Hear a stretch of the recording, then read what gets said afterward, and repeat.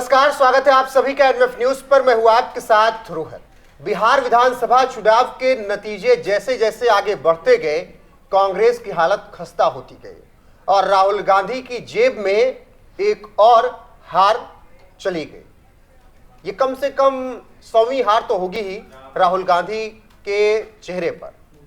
अगर छोटे से लेकर बड़े चुनाव को देखें तब 3 राज्य छोड़ दीजिए, हिमाचल, कर्नाटक और तेलंगाना, जहां पर राहुल के चेहरे पर जीत भी मिली है, ऐसा कहा जा सकता है। लेकिन जहां पर राहुल गए वहां की पार्टी का भी बंटाधार कर दिया। अगर गए वो उत्तर प्रदेश तो अखिलेश यादव को 17 और 22 से 2 बार गायब कर रास्ता दिखा दिया। आरजेडी के पास गए तो पिछली बार 70 सीटें लेकर 19 जीत पाए थे।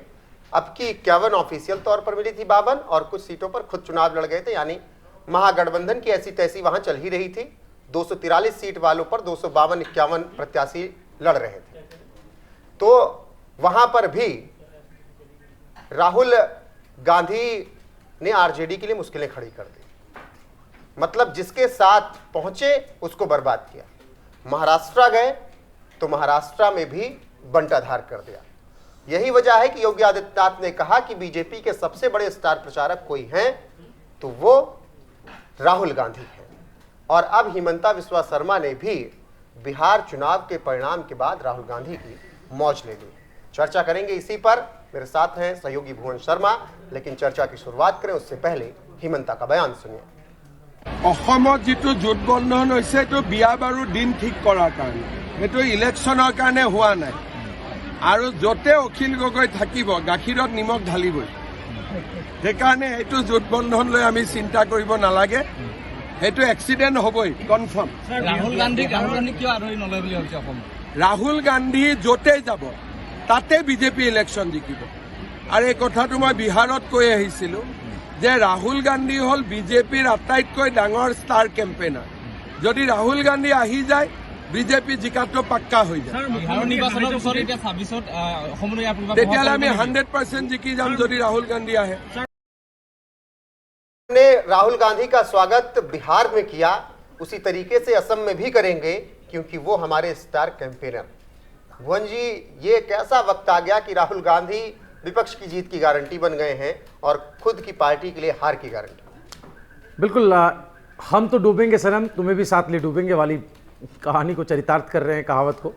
राहुल गांधी, जैसे कि आपने खुद ही बताया कि 2 बड़े नेताओं की नैया डुबोने में सबसे बड़ा हाथ अगर किसी का है तो राहुल गांधी का है। ये तो अब साक्षात है और इसको किसी भी सबूत की ज़रूरत नहीं है।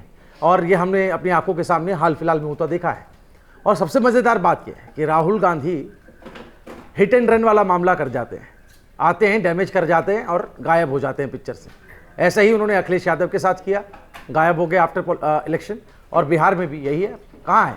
कहीं नजर नहीं आते राहुल गांधी। चुनाव प्रचार के दौरान ही नहीं पहुंचे उतना तो। बिल्कुल। और ये नॉन सीरियस पॉलिटिशियन जो हैं कांग्रेस के अंदर तो है ही हैं, लेकिन इस नॉन सीरियस पॉलिटिशियन को बड़ी ताज्जुब होता है और हैरानगी होती है कि दूसरे दल जब एसोसिएट होते हैं तो वो तब क्यों नहीं समझ पाते, बड़े देर से क्यों जागते हैं।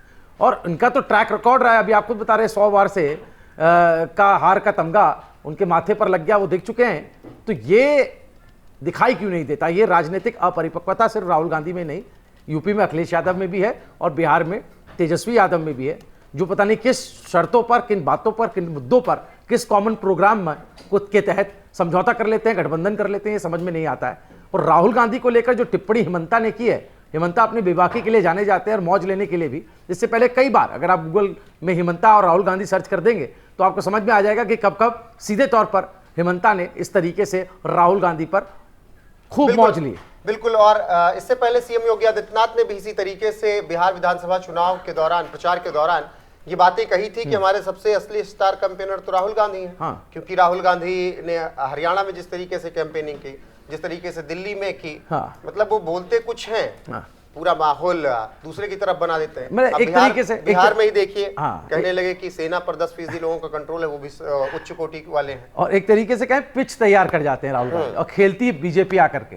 और योगी से लेकर हिमंता जैसी शख्सियत अगर आ जाए तो फिर राहुल गांधी सिर्फ राहुल गांधी ही नहीं, राहुल गांधी के साथ जितने लोग हैं उन सब पर उसका असर पड़ता है और वो हमें तेजस्वी यादव के साथ बिहार में होता हुआ नजर आया है। और आपने बिल्कुल खूब जिक्र किया योगी आदित्यनाथ के बयान का भी।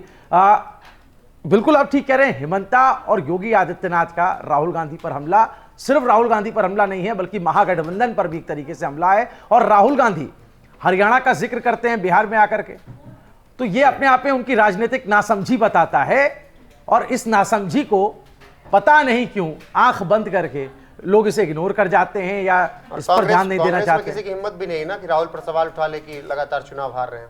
हाँ, ये राहुल गांधी का दौर है भैया, यहाँ कौन उनके खिलाफ बोलेगा? जो बोलता है दौर से तो बेहतर है कि आप आउट ऑफ फॉर्म ही रहें। और ये हो रहा है बड़े बड़े नेताओं को अगर आप देखेंगे, देखिए गाहे बगाए सीधे तौर पर तो कोई राहुल गांधी के खिलाफ नहीं बोलता है, लेकिन बड़े बड़े नेता हैं कांग्रेस के अंदर, खांटी राजनीतिज्ञ जो उनकी माँ के जमाने से राजनीति में है या उससे पहले से, तो वो लगातार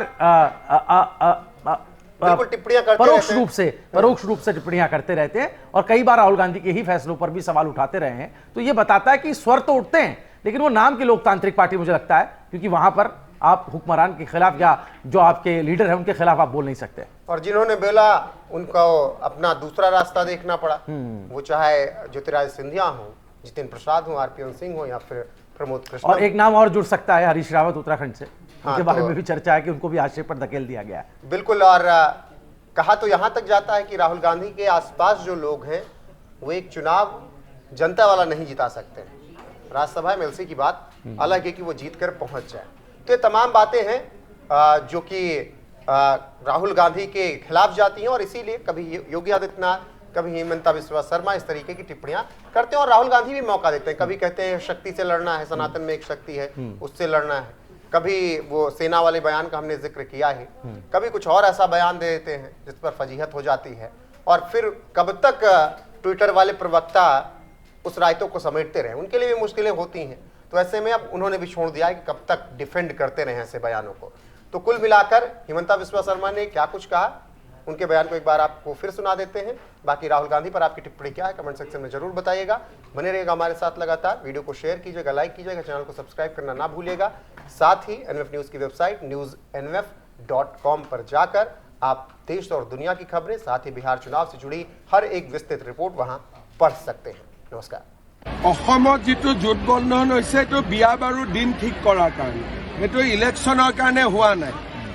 আৰু য'তে অখিল গগৈ থাকিব গাখীৰত নিমখ ঢালিবই, সেইকাৰণে এইটো জোট বন্ধন লৈ আমি চিন্তা কৰিব নালাগে, সেইটো এক্সিডেণ্ট হ'বই কনফাৰ্ম। ৰাহুল গান্ধী কিয় আদৰি নলয় বুলি ভাবিছে অসমত? ৰাহুল গান্ধী য'তেই যাব তাতে বিজেপি ইলেকশ্যন জিকিব। আৰু এই কথাটো মই বিহাৰত কৈ আহিছিলোঁ যে ৰাহুল গান্ধী হ'ল বিজেপিৰ আটাইতকৈ ডাঙৰ ষ্টাৰ কেম্পেইনাৰ। যদি ৰাহুল গান্ধী আহি যায় বিজেপি জিকাটো পাক্কা হৈ যায়। বিহাৰৰ নিৰ্বাচনৰ পিছত এতিয়া 26ত অসমলৈ তেতিয়াহ'লে আমি 100% জিকি যাম যদি ৰাহুল গান্ধী আহে।